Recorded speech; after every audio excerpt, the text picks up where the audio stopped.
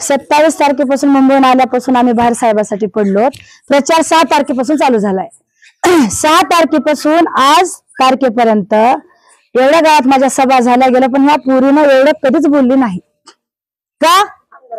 कारण ही तिचा माहेर आहे. माहेरच्या लोकांचे प्रश्न काय आहेत हे जाणून घेण्यासाठी वर्षात तुमच्यासाठी माझ्या शेजारी थांबून तिच्या तोंडानं तुमच्या सगळ्यांच्या व्यथा आणि दुःख बाहेर पडले. तिचं न ऐकून घेता तुम्ही तिच्यावर कलकल कलकल कलकल करायला, म्हणून आपली जात सुधरत नाही.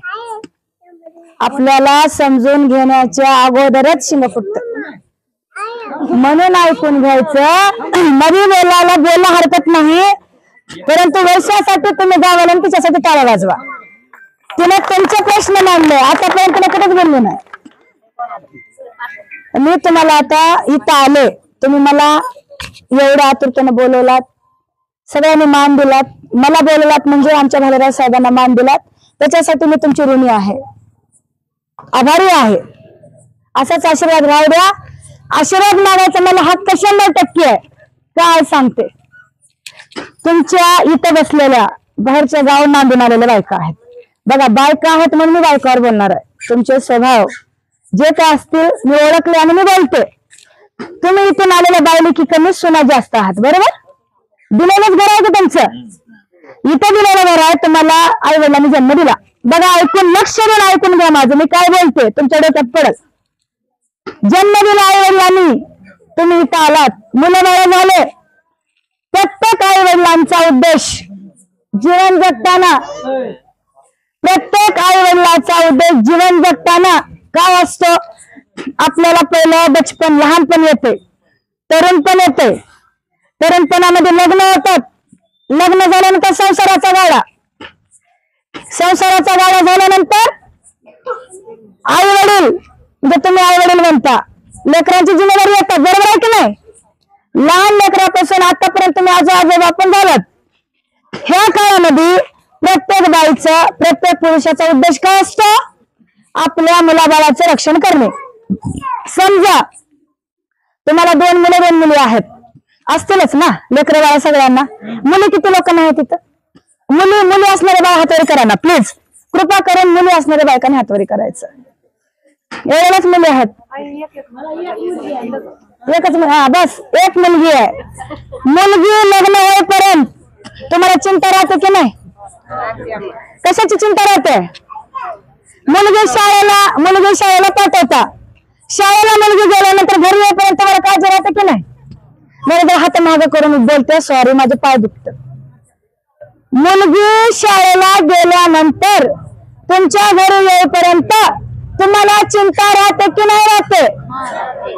मग मुलीला संरक्षण देण्यासाठी तुम्ही तिच्या शाळेपर्यंत जाता का? प्लीज, मुलीला संरक्षण देण्यासाठी तुम्ही तिच्या कॉलेज शाळेपर्यंत पोहोचू शकता का? मुलीला संरक्षण देण्याचं काम कोणी केलं तुम्हाला माहित आहे का? भालेराव साहेबांनी हॉस्टेलची सोय केली आहे सरकटमध्ये. भालेराव साहेबांनी हॉस्टेलची सोय केली आहे सरकटमध्ये. तुमच्या चिंता मिटवण्याचं काम सुधाकर भालेराव साहेबांनी केले. बापाने जन्म दिला, लग्न केलं, मुलगी नवऱ्याच्या घरी नांदायला आली, म्हणून सणाला बापासाठी तुम्ही रडताव की नाही रडताव?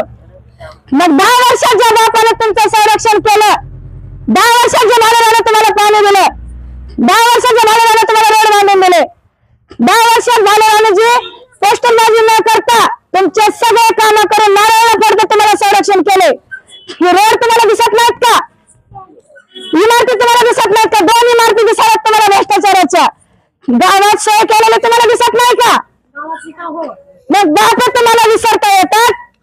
बापाला तुम्ही विसरता येतात? भालेराव साहेब तुमचा बाप भाऊ म्हणून राहिलाय. आत्ताच्या माणसाला भ्रष्टाचाराने घटना बांधून तुम्हाला पैसे आणून दिलाय, म्हणून तुमच्या तोंडात चालले. बनसोडाला पैसे दिलेले लालचीला तुमच्या तोंडात चालले. बापाला विसरू नका. सुधाकर भालेराव तुमचा बाप भाऊ आहे, त्यांना काम केलं, त्या कामाला तुम्ही विसर पडू देऊ नका. प्रश्न विचारायचा नाही. भालेराव, एक मिनिट थांबा भाऊ, तुम्ही थांबायला बोलू द्या. भालेराव साहेबांनी सगळे काम केलेत. आता गटाच्या बायका पैसे देणारे लोक येतात म्हणून तुम्ही तुमची जीभ चालवा, 100% बोला, 100% तुम्हाला अधिकार आहे.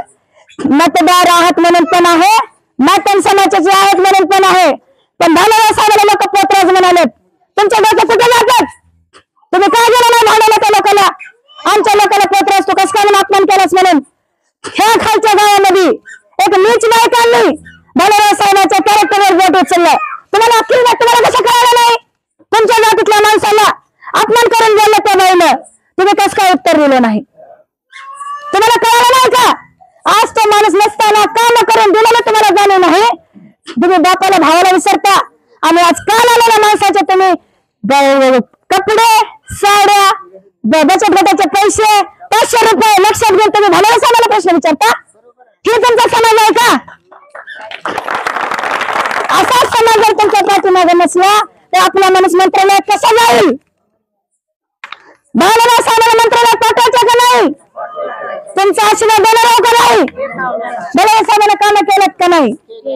10 वर्ष जन्म दिलेला बापाला तुम्ही विसरून, 10 वर्षाला तुमचं रक्षण केलेलं भालेरावला तुम्हाला विसरून काय भेटणार आहे? 500 आणि 200 रुपये घेणाऱ्याचा स्वाभिमान तुम्हाला एवढंच आहे का? तुमचा जन्म, तुमची किंमत रक्ताची 500ची आहे का? 5000ची आहे का? तुम्हाला जन्माला पुरणार आहेत का? 5 वर्ष तुम्हाला 5000 पुरणार आहेत का? तुम्हाला 5000 पाहिजे का भालेराव पाहिजे? तुमचा पोशिंदा कोण पाहिजे? हात वर करा, बोला रामकृष्ण हरी, रामकृष्ण हरी.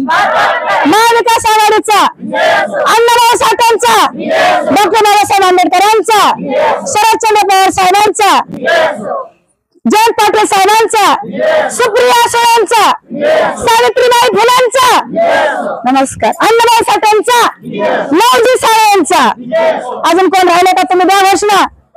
आम्ही अजिबात नाटक करायचं नाही. जातीसाठी माती खाता भालेरावला वरी आणायचंय, त्याला तिथं मंत्रालयामध्ये पाठवायचं, जन्माचा बाप करायचे, जन्माचा बाप करायचे. बापाला ओळखा, भ्रष्टाचाराच्या भडव्याला ओळखू नका. ती भडवा ओळखा.